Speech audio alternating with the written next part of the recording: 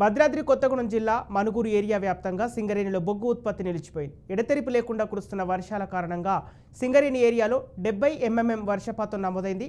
2,96,000 cubic మీటర్ల OB మట్టి పనులకు ఆటంకం కలిగిందని, 36,000 టన్నుల బొగ్గు ఉత్పత్తికి ఆటంకం ఏర్పడినట్లు సింగరేణి అధికారులు తెలిపారు.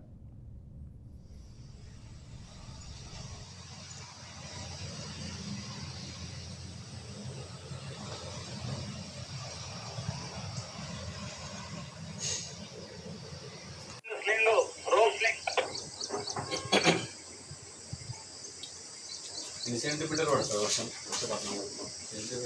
60 సెంటీమీటర్స్ అండి.